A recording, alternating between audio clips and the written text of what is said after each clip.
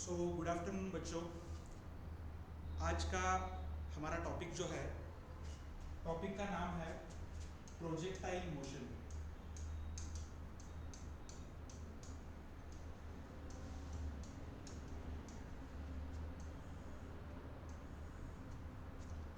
अब projectile motion है क्या? प्रोजेक्टाइल मोशन में हम एक ऑब्जेक्ट का मोशन स्टडी करेंगे जो हॉरिजॉन्टल से कुछ एंगल से हम थ्रो करेंगे। जैसे समझ लो ये हॉरिजॉन्टल है और एक ऑब्जेक्ट, एक बॉल समझ लो मेरे पास है, और उस बॉल को मैंने हॉरिजॉन्टल के साथ कुछ एंगल से थ्रो किया, सपोज विद एंगल थीटा, और while throwing that object, suppose I given the initial velocity as u, तो वो कुछ ऐसा पाथ फॉलो करके यहां पे गिरेगा। तो ऑब्जेक्ट का ये जो मोशन है इसे हम कहते हैं प्रोजेक्टाइल मोशन। जो ऑब्जेक्ट हम थ्रो करते हैं उस ऑब्जेक्ट को हम कहेंगे प्रोजेक्टाइल, उस ऑब्जेक्ट को हम कहेंगे प्रोजेक्टाइल। और वो ऑब्जेक्ट जो पाथ फॉलो कर रहा है, ये जो पाथ है, इस पाथ को हम कहेंगे ट्रैजेक्टरी, इस पाथ को हम कहेंगे ट्रैजेक्टरी। और ये जो पूरा मोशन है, इस मोशन को हम कहेंगे projectile motion. We will call it as a projectile motion. Now in this projectile motion we will have two things with us. One will be what is its initial velocity, that is u, and what is its angle with the horizontal, that is theta. So we will have two things, u and theta. तो हमें ये पूरा motion अब study करना है। अगर यहां से थ्रो करेंगे u वेलोसिटी से, तो जब वो यहां पे गिरेगा, इस पॉइंट पे गिरेगा, suppose this is point a, this point o, this point suppose a, तो जब वो O से A तक गिरेगा तो वो हॉरिजॉन्टली कितना डिस्टेंस कवर करेगा, ये हमें फाइंड आउट करना है। O टू A से जब वो जाएगा, O से निकलेगा, A तक पहुंचेगा, तब उसे टोटल टाइम कितना लगेगा वो हमें कैलकुलेट करना है। और इस पूरी जर्नी में वो मैक्सिमम हाइट कितनी कवर करेगा ये भी हमें कैलकुलेट करना है। तो इस चीज को आज पूरा समझ लेते हैं और ये डिफरेंट फॉर्मूले जो है इसे स्टडी करते हैं। तो ये जो प्रोजेक्टाइल मोशन है, projectile motion is an example of 2D motion. ये 2D मोशन का एग्जांपल है। 2D मोशन मतलब होता है टू डायरेक्शनल मोशन और टू डायमेंशनल मोशन। अगर यहाँ पे आप देखोगे तो ये जो बॉल हमने थ्रो किया है, ये एक ही टाइम पे दो डायरेक्शंस में आगे बढ़ रहा है। समझ लो मैंने कौन सा भी पॉइंट यहाँ पे सिलेक्ट किया, समझ लो बॉल यहाँ तक आ गया, यहाँ से यहाँ तक बॉल अगर आ गया, तो वो कुछ डिस्टेंस एक्स एक्सिस पे आगे बढ़ रहा है, वो इतना डिस्टेंस आगे बढ़ा एक्स एक्सिस पे, और वो इतना डिस्टेंस ऊपर आया वाई एक्सिस पे। तो इसलिए अगर इस ऑब्जेक्ट का मोशन मुझे डिफाइन करना है तो मुझे दो डायरेक्शंस की जरूरत पड़ेगी, दो कोऑर्डिनेट्स की जरूरत पड़ेगी, इसलिए हम उसे कहेंगे 2D मोशन। अब यहाँ पे 2D मोशन को कैसे स्टडी करेंगे? 2D मोशन को स्टडी करने का सबसे आसान तरीका है कि we will divide the 2D motion into 1D motions, और इन 1D motions को हम इंडिविजुअली स्टडी करेंगे। तो हम क्या करेंगे, इस 2D मोशन को 1D motions में डिवाइड करेंगे। 1D मोशन में हमें पढ़ना आसान हो जाएगा, तो हम इस 2D मोशन को 1D motions में डिवाइड करेंगे और दोनों का इंडिविजुअली स्टडी करेंगे और डिफरेंट फॉर्मूले जो है वो यहाँ पे डिराइव करेंगे। तो सबसे पहली चीज हमें यहाँ पे क्या करेंगे, देखो, तो मैंने क्या किया कि ये समझ लो एक्स एक्सिस है, ये समझ लो वाई एक्सिस है, और यहां पे मैंने ऑब्जेक्ट को दी है कुछ इनिशियल वेलोसिटी u, और उसका एंगल विद द हॉरिजॉन्टल है थीटा, उसका एंगल विद द हॉरिजॉन्टल है थीटा। तो हम क्या करेंगे, इस इनिशियल वेलोसिटी को हम टू डायरेक्शंस में डिवाइड करेंगे। इसके दो कंपोनेंट्स निकालेंगे। आपको पता है कि ये वेक्टर है, तो वेक्टर के दो कंपोनेंट्स हम निकाल सकते हैं। तो अगर मैं u से अगर यहां पे समझ लो परपेंडिकुलर ड्रॉ करता हूं, तो ये जो मेरा कंपोनेंट है, ये कंपोनेंट, ये हो जाएगा u का x कंपोनेंट, तो उसे मैं नाम देता हूं ux। और ये जो कंपोनेंट है इसे मैं नाम देता हूं uy। तो अगर मेरे पास इनिशियल वेलोसिटी u है और वो हॉरिजॉन्टल के साथ थीटा एंगल बना रही है, तो ux की वैल्यू क्या होगी? ux की वैल्यू होगी u cos थीटा, और uy की वैल्यू जो होगी वो होगी u sin थीटा।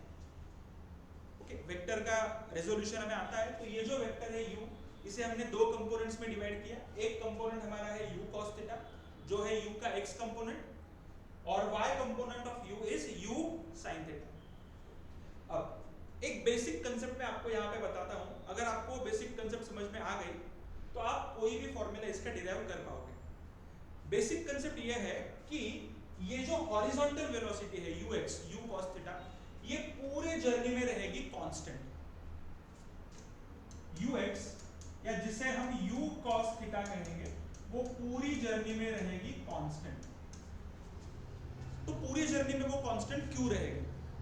तो वेरी बेसिक थिंग और basic idea behind this is कि इस मोशन में, समझ लो ये बॉल ऐसे जा रहा है, तो इस मोशन में या इस डायरेक्शन में, x डायरेक्शन में, इस ऑब्जेक्ट को अपोज करने वाला या सपोर्ट करने वाला कोई भी फोर्स नहीं है। ठीक है, अगर हम एयर रेजिस्टेंस को यहाँ पे निग्लेक्ट करते हैं तो इस डायरेक्शन में इसे अपोज करने वाला या इसे सपोर्ट करने वाला कोई भी फोर्स प्रेजेंट नहीं है। तो फर्स्ट पॉइंट से आखिरी पॉइंट तक, समझ लो इसे मैंने A नाम दिया, A पॉइंट, यहाँ पे मैंने B पॉइंट नाम दिया, तो A टू B पूरे जर्नी में उसका जो हॉरिजॉन्टल वेलोसिटी है वो रहेगा constant. Horizontal velocity will remain constant. तो ux की वैल्यू या जो u cos थीटा की वैल्यू है वो रहेगी कांस्टेंट। तो अगर हमें पता है कि वेलोसिटी अगर कांस्टेंट रहती है तो उसका एक्सेलरेशन जो है वो होता है जीरो, क्योंकि एक्सेलरेशन है rate of change of velocity, तो एक्सेलरेशन रहेगा जीरो। और अगर एक्सेलरेशन जीरो है, वेलोसिटी कांस्टेंट है, तो हम यहाँ पे सब कंसेप्ट जो यूज करेंगे या जो फॉर्मूले हम यूज करेंगे वो होंगे यूनिफॉर्म मोशन के फॉर्मूले। We will use the concept of uniform motion. यहाँ पे हम सब यूनिफॉर्म मोशन की कंसेप्ट यूज करेंगे। ओके, अब देखते हैं y डायरेक्शन में क्या होगा। y डायरेक्शन में क्या होगा? y डायरेक्शन में हमारी इनिशियल वेलोसिटी जो है वो है uy u sin थीटा। तो ये जो y डायरेक्शन की वेलोसिटी है ये तो चेंज होने वाली है। ये क्यों चेंज होने वाली है, किसकी वजह से चेंज होने वाली है? तो अगर आप देखोगे तो जैसे जैसे ये बॉल ऊपर जाएगा, जैसे ये बॉल ऊपर जाएगा, धीरे धीरे ये वेलोसिटी कम कम कम होती जाएगी। ये जो वर्टिकल वेलोसिटी है ये धीरे धीरे कम होती जाएगी। ये कब तक कम होगी? ये कम होगी जब तक हमारा बॉल हाईएस्ट पॉइंट पे पहुंचेगा तब। हाईएस्ट पॉइंट पे पहुंचने के बाद वो वेलोसिटी हो जाएगी जीरो, और जैसे वहां से बॉल ये नीचे आना शुरू हो जाएगा वो वेलोसिटी फिर से बढ़ना शुरू हो जाएगी। तो ये जो वेलोसिटी का चेंज हो रहा है, शुरुआत में कम हो रही है, बाद में वो बढ़ रही है, तो ये किसकी वजह से हो रहा है? कौन इसके पीछे है, कौन रिस्पॉन्सिबल है? तो ऑब्वियसली यहाँ पे है ग्रेविटी, क्योंकि उस पर ग्रेविटी का फोर्स लग रहा है। जब वो ऊपर जा रहा है बॉल, तो ग्रेविटी उसे नीचे खींच रही है, तो इसलिए उसका स्पीड कम हो रहा है। और जैसे जब वो नीचे आ रहा है तो बॉल को ग्रेविटी भी नीचे खींच रही है, तो वो उसकी वेलोसिटी जो है जो नीचे आते टाइम वो बढ़ेगी। तो इसका मतलब है कि यहाँ पे जो स्पीड चेंज हो रहा है वो ग्रेविटी के हिसाब से चेंज हो रहा है। Okay, it is changing according to gravity. तो इसका मतलब है कि यहाँ पे uy की वैल्यू होगी u sin थीटा, जो कांस्टेंट नहीं रहेगी, और वो चेंज होगी किसके हिसाब से? वो चेंज होगी ग्रेविटी के हिसाब से। तो यहाँ पे इसका एक्सेलरेशन कितना होगा? यहाँ पे इसका एक्सेलरेशन होगा ay, वो होगा एक्सेलरेशन ड्यू टू ग्रेविटी। और हमें पता है कि अगर कहीं पर भी एक्सेलरेशन अगर होता है, it may be positive, it may be negative, तो वहां पे हम सब फॉर्मूले जो यूज करते हैं या जो कंसेप्ट यूज करते हैं वो हम यूज करते हैं यूनिफॉर्मली एक्सेलरेटेड मोशन का।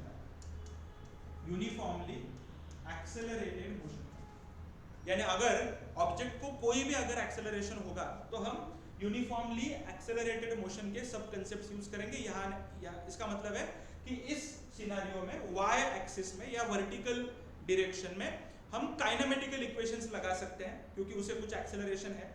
और यहाँ पे हमें काइनेमेटिकल इक्वेशन यूज करने की जरूरत नहीं है, वहां पे एक्सेलरेशन क्या है? जीरो है। ओके, वहां पे हम सिर्फ यूनिफॉर्म मोशन की कंसेप्ट जो है वो यूज करेंगे। ठीक है, तो ये हो गया बेसिक पार्ट। अगर ये चार चीजें आप ध्यान में रखते हो कि x एक्सिस में, x डायरेक्शन में initial velocity will be u cos theta, x axis में acceleration will be zero, u cos theta शुरू से आखिरी तक रहेगा कांस्टेंट और y डायरेक्शन में initial velocity will be u sin theta और उसका एक्सेलरेशन रहेगा -g। अगर ये दो चीजें अगर आप ध्यान में रखोगे तो आप उसका कौन सा भी फॉर्मूला जो है वो डिराइव कर पाओगे। तो अब सबसे पहली बात, तो ये बॉल यहाँ से निकल रहा है, जा रहा है और यहाँ आखिरी तक बी पॉइंट तक वो आ रहा है। तो समझ लो मैंने बीच में कौन सा भी पॉइंट ले लिया, यहाँ पे मैंने बीच में कौन सा भी पॉइंट ले लिया, तो उस पॉइंट पे उस ऑब्जेक्ट की वेलोसिटी क्या होगी और उसका डिस्टेंस क्या होगा, वहां पे जाने के लिए उसे टाइम कितना लगेगा, ये सब चीजें हम फाइंड आउट करेंगे। तो अगर आप देखोगे तो मैंने अभी आपसे कहा कि u cos थीटा जो है तो फर्स्ट टू लास्ट वो तो कांस्टेंट रहने वाला है। तो समझ लो अगर मैं कुछ यहाँ पे अगर बात करूं तो u cos थीटा जो है वो तो जितना है उतना ही रहेगा और यहाँ पे u sin थीटा है वो थोड़ा कम हो जाएगा। अगर मैं सबसे हाईएस्ट पॉइंट की बात करूं तो यहाँ पे u sin थीटा की वैल्यू हो जाएगी 0 और u cos थीटा सिर्फ रहेगा। अब यहाँ पे इस ऑब्जेक्ट को सिर्फ हॉरिजॉन्टल वेलोसिटी है, उसे वर्टिकल वेलोसिटी नहीं है, इसलिए ये ऑब्जेक्ट यहाँ से ऊपर नहीं जा सकता क्योंकि ऊपर जाने वाली वेलोसिटी उसके पास नहीं है, तो ये इसके ऊपर नहीं जा सकता, ये सिर्फ आगे जा सकता है और जैसे वो आगे बढ़ेगा तो उसकी डाउनवर्ड डायरेक्शन में वेलोसिटी जो है वो बढ़ना शुरू हो जाएगी। तो यहाँ पे उसको डाउनवर्ड डायरेक्शन में वेलोसिटी होगी u sin थीटा और यहाँ पे u cos थीटा क्या रहेगी, कांस्टेंट। ठीक है, u sin थीटा की देखो एरो में छोटे बना रहा हूँ, यहाँ पे बड़ा एरो है, इसका मतलब u sin थीटा ज्यादा है, यहाँ पे आ जाएगा तो कम हो जाएगा। यहाँ पे आ जाने के बाद u sin थीटा या जो y कंपोनेंट है वो 0 हो जाएगा। I will write u y की वैल्यू 0, यहाँ पे u y की वैल्यू u sin थीटा जो थोड़ी कम होगी ओरिजिनल वैल्यू से, यहाँ पे भी u y की वैल्यू u sin थीटा जो ओरिजिनल वैल्यू से अलग भी होगी, कम भी होगी और डाउनवर्ड डायरेक्शन में होगी। तो ये सब चीजें हैं, जब सबसे हाईएस्ट पॉइंट पे होगा जो बॉल है तो वहां पे उसको सिर्फ एक ही वेलोसिटी होगी, हॉरिजॉन्टल वेलोसिटी। ठीक है, अब आगे बढ़ते हैं। समझ लो मैं कोई भी एक पॉइंट को कंसीडर करता हूं, ये हमारा ट्रैजेक्टरी है, यहां पे अगर मैंने इनिशियल वेलोसिटी दी है u, एंगल है थीटा, तो इसका x कंपोनेंट है u cos थीटा, इसका y कंपोनेंट जो है वो है u sin थीटा, इसे हम ux नाम देते हैं, इसे हम uy नाम देते हैं। तो अगर समझ लो मुझे इनिशियल वेलोसिटी वेक्टर फॉर्म में लिखनी है तो मैं कैसे लिख सकता हूं, very simple, u bar is equal to u cos theta जो x डायरेक्शन में है, so I will write I cap plus u sin theta will be in j cap। तो ये हो गई मेरी इनिशियल वेलोसिटी। अब समझ लो बॉल यहां से यहां तक आ गया, ये कोई भी एक पॉइंट है, समझ लो पॉइंट P है, ये पॉइंट O है। सो हम जर्नी कंसीडर कर रहे हैं from point O to P और हम ऐसा कंसीडर करेंगे, समझ लो इस बॉल को यहां से यहां तक आने के लिए t इतना टाइम लगा है, suppose it is taking time t। तो यहां पे जब बॉल आएगा तब उसको कौन से वेलोसिटी रहेगी, समझ लो उसकी वेलोसिटी यहां पे है v, उसकी वेलोसिटी यहां पे है v। तो अब ये v वेलोसिटी हम कैसे लिख पाएंगे, ये v वेलोसिटी कैसे लिख पाएंगे, तो इसके अगर समझ लो मैं दो कंपोनेंट्स करता हूं, ये एक कंपोनेंट है vx और ये एक कंपोनेंट है v बार। तो मैं v बार कैसे लिख सकता हूं, v bar I can right vx i cap plus vy j cap. अब vx क्या होगा, तो मैंने आपसे कहा है कि ये जो हॉरिजॉन्टल वेलोसिटी है ux, ये फर्स्ट पॉइंट से आखिरी पॉइंट तक रहेगी कांस्टेंट। तो इसका मतलब है अगर ये वैल्यू u cos थीटा है तो vx की वैल्यू भी क्या होगी, u cos थीटा होगी, क्योंकि वो कांस्टेंट ही रहने वाला है from first point two last point. तो इसका मतलब है मैं यहाँ पे लिख सकता हूँ v bar is equal to vx के जगह पे लिखूंगा u cos theta i cap, vx की वैल्यू। अब vy की वैल्यू क्या होगी, अभी vy जो है y डायरेक्शन में अगर हम स्टडी करेंगे, y डायरेक्शन में अगर हम स्टडी करेंगे तो यहाँ पे उसे एक्सेलरेशन है, एक्सेलरेशन की वैल्यू उसकी -g है, a की वैल्यू -g है। तो हमारे पास जो काइनेमेटिकल इक्वेशन है वो हम यूज कर सकते हैं। समझ लो मैं काइनेमेटिकल इक्वेशन यूज करता हूं v is equal to u plus a b, v is equal to u plus a b, और ये सब मैं इक्वेशन यूज करने वाला हूं कौन से डायरेक्शन में, y डायरेक्शन में। तो यहां पे अगर मैं वैल्यूज पुट करता हूं तो vy मुझे फाइंड आउट करना है, uy की वैल्यू क्या रहेगी, uy की वैल्यू जो है u sin थीटा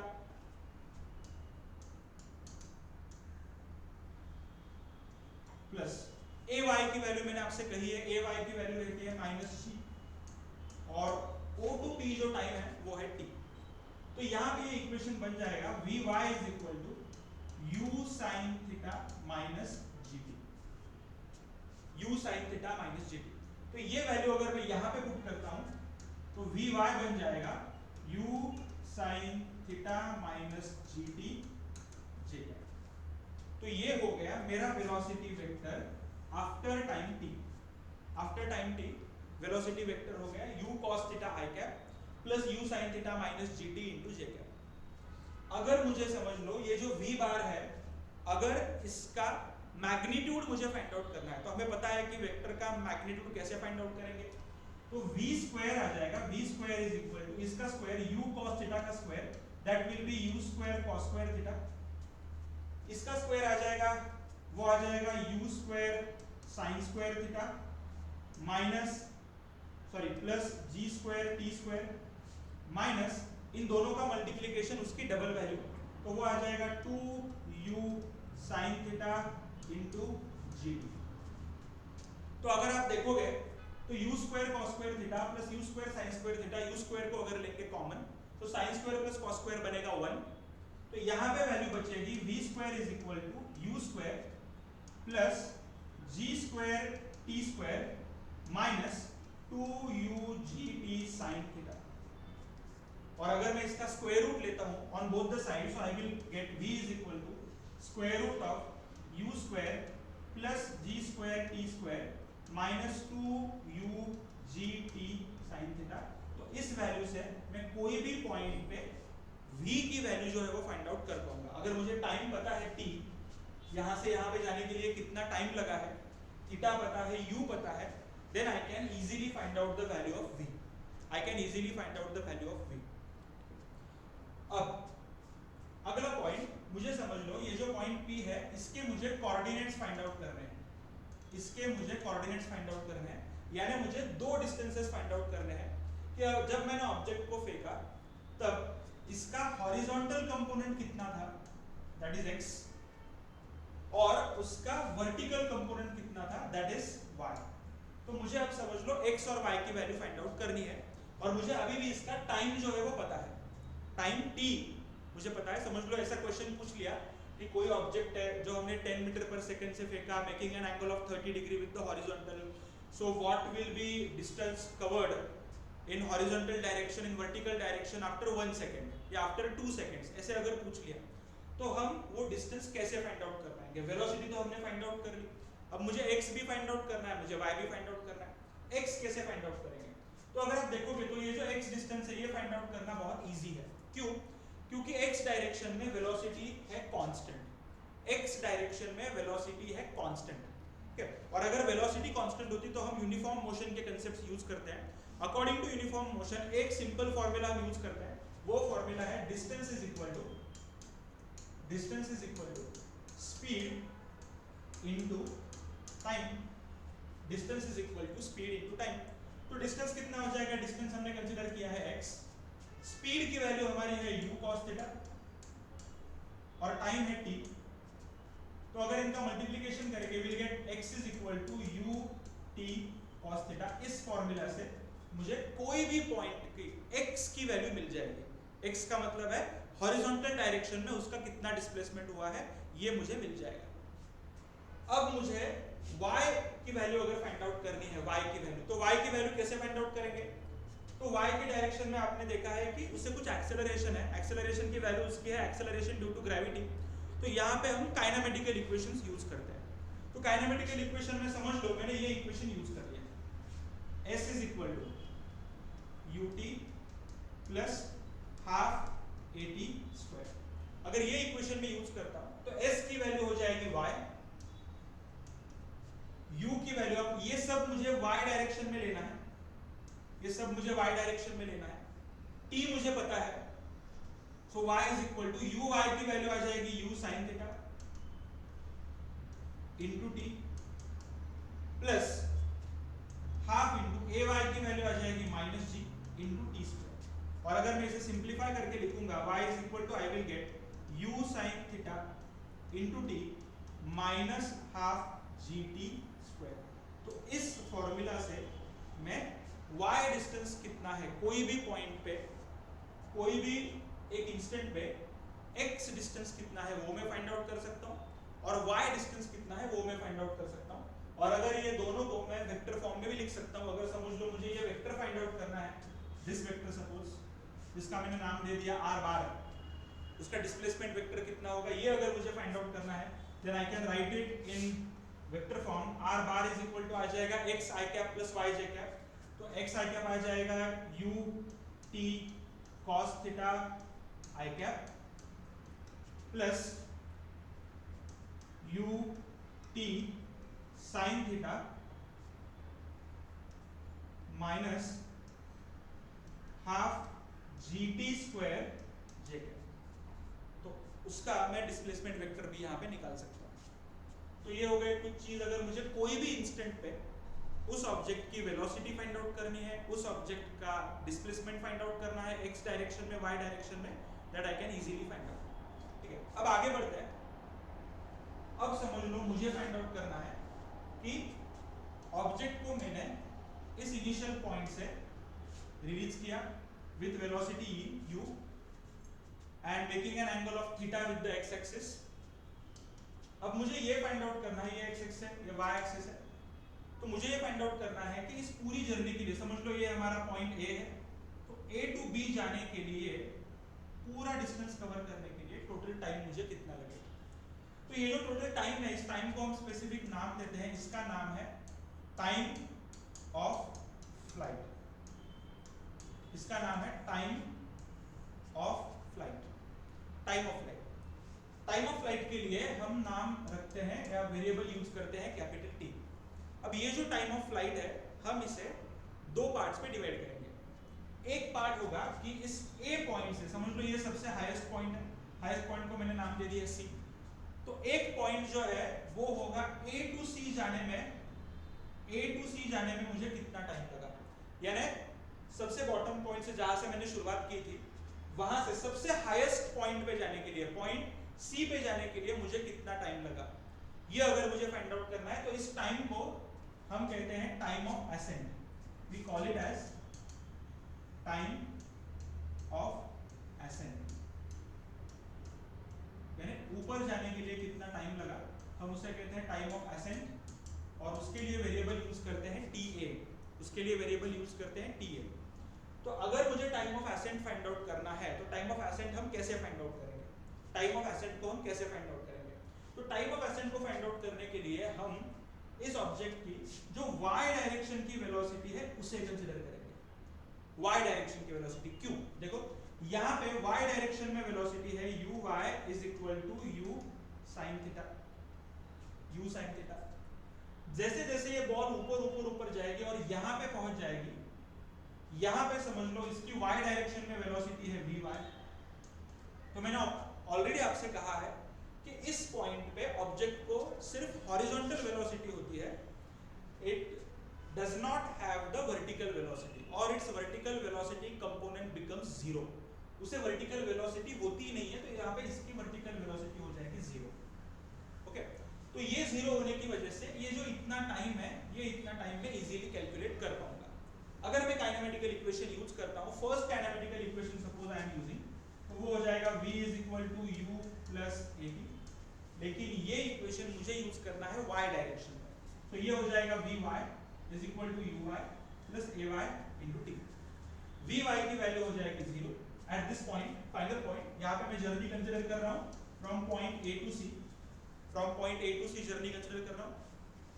तो vy की वैल्यू हो जाएगी 0, uy की वैल्यू है u sin थीटा, जो अपवर्ड डायरेक्शन में, यहाँ पे साइन कन्वेंशन यूज करेंगे, जो कुछ अपवर्ड डायरेक्शन में होगा वो पॉजिटिव, जो कुछ डाउनवर्ड डायरेक्शन में होगा वो नेगेटिव। तो uy की वैल्यू हो जाएगी u sin थीटा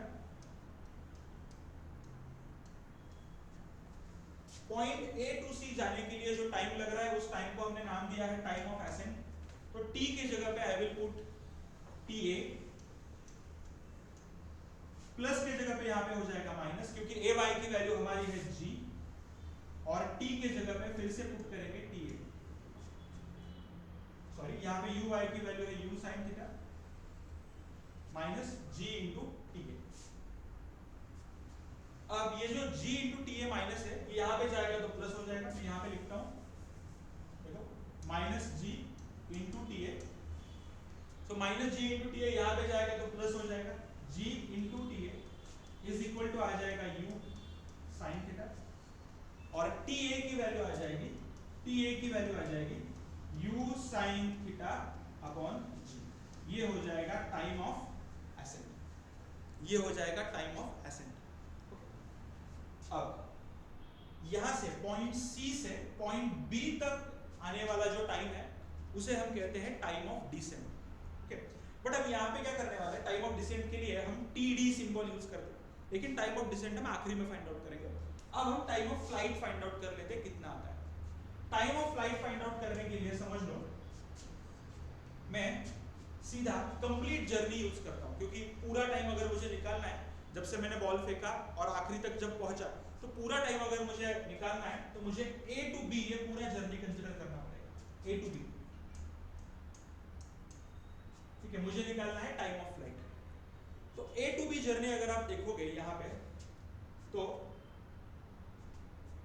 अगर पूरे इस जर्नी में एक इनिशियल पॉइंट आप ले लो ए है, फाइनल पॉइंट आप ले लो बी है, तो इस पूरे जर्नी में अगर आप देखोगे तो y डायरेक्शन में या वर्टिकल डायरेक्शन में from A to B y direction में उस ऑब्जेक्ट का कुछ भी डिस्प्लेसमेंट नहीं हुआ है, उसका जीरो डिस्प्लेसमेंट हुआ है। अगर आप देखोगे तो जब ये बॉल ए पे था तब y डायरेक्शन में उसका कोऑर्डिनेट था 0, और जब यहां से फेंकने के बाद जब वो बी पॉइंट पे पहुंचा फिर भी उसका y डायरेक्शन में कोऑर्डिनेट कितना है 0। तो इसका मतलब है कि वो ऐसे उसका हाइट कुछ बड़ा नहीं है, वो जिस हाइट पे ए पे था उसी हाइट पे वो बी पे भी है, तो उसका y डायरेक्शन में कुछ भी डिस्प्लेसमेंट नहीं है, यानी उसका y डायरेक्शन में डिस्प्लेसमेंट है 0। तो अगर उसका y डायरेक्शन में डिस्प्लेसमेंट 0 है तो मैं ये फॉर्मूला यूज करूंगा, kinematical equation s is equal to ut plus half at square. This formula I will use. यहां पे मैं ये पूरा फॉर्मूला यूज करने वाला हूं y डायरेक्शन में, तो यहां पे आ जाएगा sy is equal to uy t plus half ay t square. y direction में यूज करेंगे, sy की वैल्यू होगी 0, क्योंकि a टू b इस पूरी जर्नी में उसे वर्टिकल डायरेक्शन में डिस्प्लेसमेंट नहीं है, तो sy की वैल्यू हो जाएगी 0, uy की वैल्यू हमारी है u sin थीटा। उसके बाद टोटल टाइम जो लग रहा है ए टू बी जाने के लिए वो लग रहा है कैपिटल T, प्लस के जगह पे मैं कर दूंगा माइनस, क्योंकि ए वाई की वैल्यू माइनस जी आने वाली है, तो यहाँ पे आ जाएगा माइनस हाफ जी, और टी के जगह पे फिर से पुट करूंगा कैपिटल T। तो ये जो हाफ जी टी स्क्वायर है माइनस है, यहाँ पे आ जाएगा तो प्लस हो जाएगा, so half g t square is equal to आ जाएगा u sine theta into capital T, sorry capital T आ जाएगा, कैपिटल T और ये टी स्क्वायर में एक टी हो जाएगा कैंसिल। मुझे कैपिटल T की वैल्यू निकालनी है, तो कैपिटल T की वैल्यू आ जाएगी 2 यहाँ पे डिवाइड है, यहाँ पे हो जाएगा मल्टीप्लाई 2u sin थीटा, और g यहाँ पे मल्टीप्लाई है, यहाँ पे हो जाएगा डिवाइड, तो ये हो जाएगा time of flight. Time of flight की वैल्यू आ गई u sin theta upon g। अब इससे टाइम ऑफ फ्लाइट का फॉर्मूला यूज करके, टाइम ऑफ असेंट का फॉर्मूला यूज करके हम टाइम ऑफ डिसेंट का फॉर्मूला निकाल सकते हैं। अब देखो टोटल टाइम कितना होगा टाइम ऑफ फ्लाइट, तो जितना टाइम मुझे ए टू सी जाने में लगेगा और जितना टाइम मुझे सी टू बी जाने में लगेगा, उन दोनों का एडिशन मुझे टोटल टाइम मिल जाएगा। तो total time of flight will be time of ascent plus time of descent. तो टोटल टाइम ऑफ फ्लाइट हो जाएगा 2u sin theta upon g, time of ascent है u sin theta upon g, और मुझे time of decent जो है वो find out करना है। तो तो u sin थीटा अपॉन जी यहाँ पे आ जाएगा तो माइनस हो जाएगा, t d की वैल्यू आ जाएगी 2u sin theta upon g minus u sin theta upon g, और टाइम ऑफ डिसेंट आ जाएगा u sin theta upon g. और इसका मतलब है कि टाइम ऑफ असेंट और टाइम ऑफ डिसेंट दोनों एक दूसरे को इक्वल है, यानी जितना टाइम इस बॉल को ऊपर जाने के लिए लग रहा है, from point A to C जाने के लिए लग रहा है, उतना ही टाइम उस पॉइंट को सी टू बी जाने के लिए भी लग रहा है, सेम टाइम लग रहा है। तो टाइम ऑफ असेंट और टाइम ऑफ डिसेंट हमेशा क्या रहता है, इक्वल रहता है, और टोटल टाइम हमारा आता है 2u sin theta upon g. तो अगर आपको कोई भी ऐसा प्रॉब्लम अगर पूछा जाए तो आप डायरेक्टली ये फॉर्मूला यूज कर सकते हो। टाइम ऑफ असेंट का फॉर्मूला होगा u sin theta upon g, time of descent का फॉर्मूला होगा u sin theta upon g, और टोटल टाइम ऑफ फ्लाइट का फॉर्मूला होगा 2u sin थीटा अपॉन जी। आगे बढ़ते हैं, नेक्स्ट पॉइंट हमें यहाँ पे फाइंड आउट करना है, सबसे इजी वाला पॉइंट, कि रेंज ऑफ प्रोजेक्टाइल क्या होगा। रेंज ऑफ प्रोजेक्टाइल क्या होगा।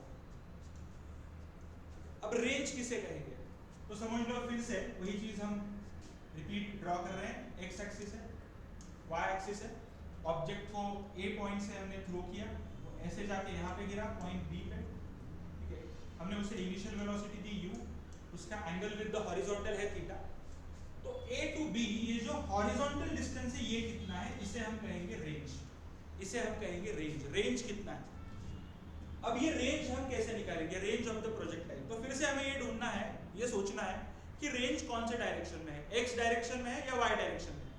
अगर वो एक्स डायरेक्शन में है तो यूनिफॉर्म मोशन की कंसेप्ट यूज करो, simple formula, distance is equal to speed into time. और अगर वो वाई डायरेक्शन में मुझे निकालना है तो मुझे काइनेमेटिकल इक्वेशंस यूज करने पड़ेंगे। इतना भी अगर आप ध्यान में रखोगे तो आप कोई भी फॉर्मूला इसका इजीली डिराइव कर पाओगे। तो रेंज जो है वो तो है एक्स डायरेक्शन में, तो मुझे सब कंसेप्ट जो यूज करने हैं वो एक्स डायरेक्शन में यूज करने हैं। तो अभी मुझे रेंज निकालना है, तो सबसे पहले तो मैं सिंपल फॉर्मूला यूज करूंगा, क्योंकि एक्स डायरेक्शन में वेलोसिटी की वैल्यू होती है कांस्टेंट, जो है ux u cos थीटा, जो कांस्टेंट रहेगा।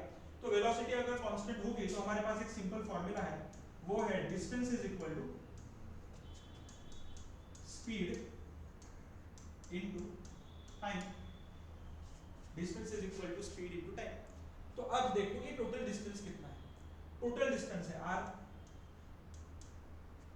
स्पीड कितना है u का x डायरेक्शन में जो कंपोनेंट आएगा वो होगा ux, जो रहेगा u cos थीटा, जो from point a two point b रहेगा कांस्टेंट, तो उसके बदलने की मुझे चिंता नहीं है, तो स्पीड की वैल्यू में डायरेक्टली लिख सकता हूं u cos थीटा, क्योंकि from first to last point it will remain constant. आगे का पॉइंट इसका टाइम कितना है, तो हमने अभी देखा कि a टू b जाने के लिए हमें कितना टाइम लगता है, we call that point as or that time as time of flight। तो यहाँ पे अगर मैं टाइम ऑफ फ्लाइट की वैल्यू पुट करता हूँ तो r देखो, r हो जाएगा u cos theta into time of flight का हमारा फॉर्मूला है 2u sin theta upon g। तो टर्म्स को अगर मैं रीअरेंज करूंगा तो r की वैल्यू बन जाएगी, u में ब्रैकेट के बाहर लिखता हूँ, u इनटू u आ जाएगा u स्क्वायर, ब्रैकेट के बाहर लिख रहा हूं, बाकी के टर्म्स को ब्रैकेट के अंदर अगर लिखता हूं तो वो हो जाएगा 2 sin theta cos theta upon g, और 2 sin थीटा cos थीटा की वैल्यू होती है sin 2 theta, r is equal to आ जाएगा u square sin 2 theta upon g. तो ये हो गई हमारी रेंज की वैल्यू, ये हो गई हमारी रेंज की वैल्यू, ये हो गई हमारी रेंज की वैल्यू। इसमें और एक छोटा सा पॉइंट मैं ऐड कर देता हूं, समझ लो कि मुझे ये रेंज चाहिए मैक्सिमम, ठीक है। मेरे पास एक बॉल है जो मुझे फेंकना है, तो मैं वो जितना स्पीड से फेंक सकता हूँ उतना जोर से मैं फेंकूंगा, ओके। लेकिन मुझे ये चाहिए कि मैं कौन से एंगल से फेंकूं, थीटा कौन से एंगल से मैं उसे फेंकूं कि वो ज्यादा से ज्यादा दूर जाए। ऐसे आपको पता होगा कि बहुत सारे स्पोर्ट्स में ये चीज यूज होती है, अगर जैवलिन थ्रो है, डिस्कस थ्रो है, तो उसमें हमें ये सोचना पड़ता है कि वो जो जैवलिन है, जो डिस्कस है, उसे मैं ज्यादा से ज्यादा कितना दूर तक फेंक सकता हूँ। तो अगर मुझे वो फेंकना है तो मुझे r की वैल्यू मैक्सिमम चाहिए। r की वैल्यू मैक्सिमम कैसे फाइंड आउट करेंगे, u तो मैं बहुत जितना लगा सकता हूँ उतना लगाऊंगा, लेकिन मुझे थीटा पे चाहिए कि थीटा कितना लगाऊं तो मुझे r की वैल्यू मैक्सिमम मिलेगी। तो हमें पता है कि sin थीटा की सबसे मैक्स वैल्यू क्या होती है, max value of sine two theta, sine की वैल्यू मैक्स वैल्यू जो होती है वो होती है 1। ओके, साइन रेशियो की सबसे मैक्सिमम वैल्यू होती है 1। तो साइन टू थीटा की वैल्यू अगर 1 होगी तो इसका मतलब है टू थीटा की वैल्यू हो जाएगी 90 डिग्री, राइट, क्योंकि साइन 91 आता है, टू थीटा की वैल्यू 90 डिग्री आ जाएगी और थीटा की वैल्यू आ जाएगी 45 डिग्री। तो इसका मतलब है अगर मैं 45 डिग्री एंगल से उसे फेंकता हूं तो वो सबसे ज्यादा दूर जाने वाला है, वो सबसे ज्यादा दूर जाने वाला है। ये हो गई चीज range of the projectile. Range of the projectile का फॉर्मूला है r is equal to u square sine 2 theta upon g। अब आगे बढ़ते हैं, मुझे फाइंड आउट करनी है उसकी maximum height, maximum height. Maximum height का सिंबल अगर हम यूज करेंगे वो होता है h। तो अगर मुझे ये मैक्सिमम हाइट का फॉर्मूला निकालना है तो ऑब्वियसली मुझे ये पॉइंट A है, ये पॉइंट B है, ये पॉइंट अगर समझ लो C है, तो मुझे A टू C का जर्नी सिर्फ कंसीडर करना पड़ेगा कि C पे उसकी मैक्सिमम हाइट आ रही है। तो ये C पे ये हाइट कितनी आएगी ये मुझे फाइंड आउट करना है, अगर मुझे U और अगर मुझे थीटा पता हो तो। फिर से U के दो कंपोनेंट्स करो, ये है U cos थीटा, ये है U sin थीटा,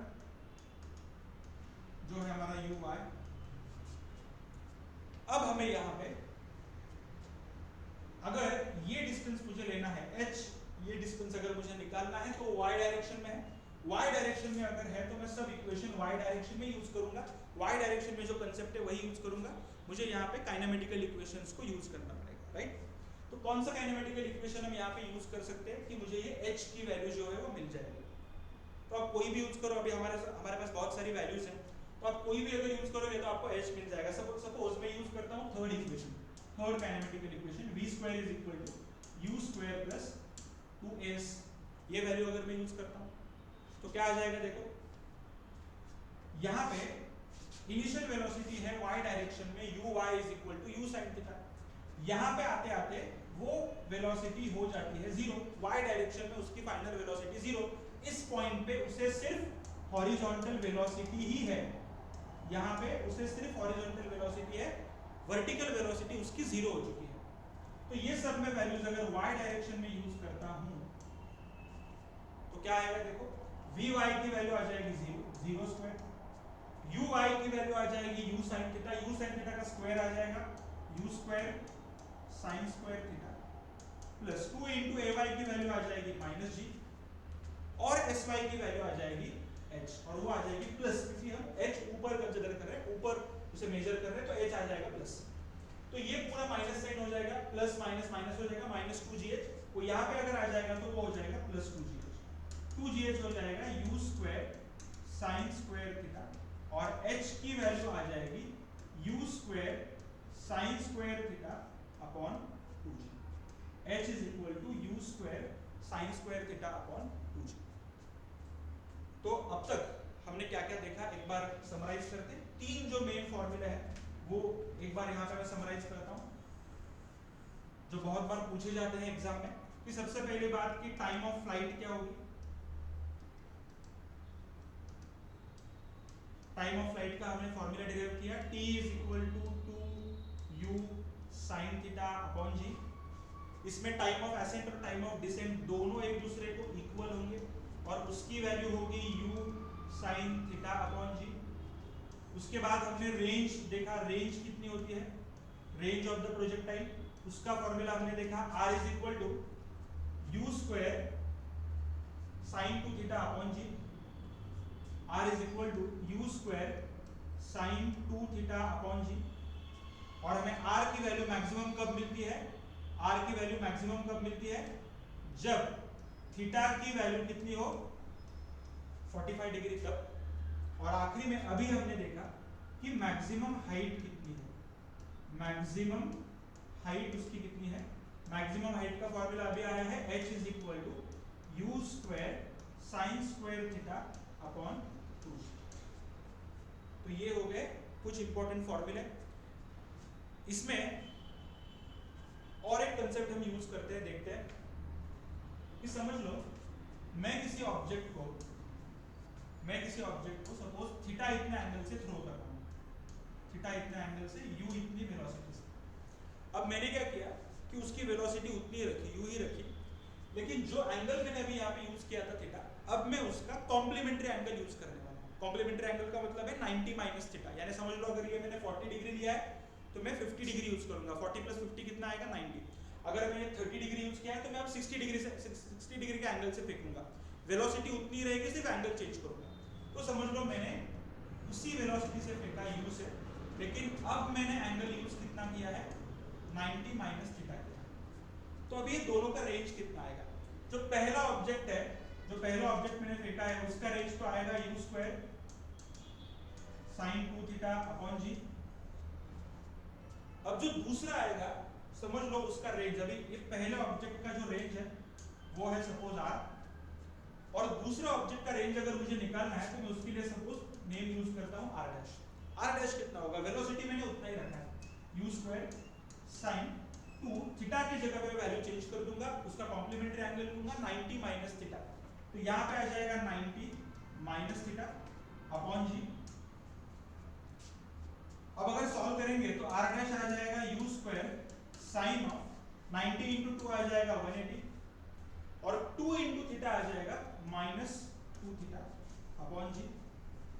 हमें फॉर्मूला पता है sine of 180 minus 2 theta will be sine 2 theta. तो यहाँ पे साइन 180 माइनस 2 थीटा आ जाएगा r dash is equal to u square sine 2 theta upon g. और ये फॉर्मूला, और अगर आप देखोगे तो ये फॉर्मूला तो सेम ही आएगा। तो इसका मतलब है r और r डैश की वैल्यू क्या होती है? सेम होती है। यानी अगर मैं थीटा इतने एंगल से फेंक रहा हूँ और उतनी रेंज अगर आ रही है, तो अगर मैं उसके कॉम्प्लीमेंट्री एंगल से फेंकता हूँ वही वेलोसिटी देके, तो वो ऊपर तो जाएगा लेकिन वो गिरेगा इसी पॉइंट पे, और दोनों का रेंज जो है वो क्या होगा? सेम होगा। तो जितना रेंज 30 डिग्री के लिए होगा उतना ही रेंज 60 डिग्री के लिए भी होगा, जितना रेंज 40 डिग्री के लिए होगा उतना ही रेंज 50 डिग्री के लिए भी होगा। ठीक है, और 45 डिग्री के लिए हमारा रेंज सबसे ज्यादा रहेगा, 40 डिग्री के लिए 45 डिग्री के लिए हमारा रेंज सबसे मैक्सिमम रहेगा। ठीक है, तो ये हो गई प्रोजेक्टाइल मोशन की कुछ बेसिक बातें। तो यहाँ पे रुकते हैं। Bye bye, take care.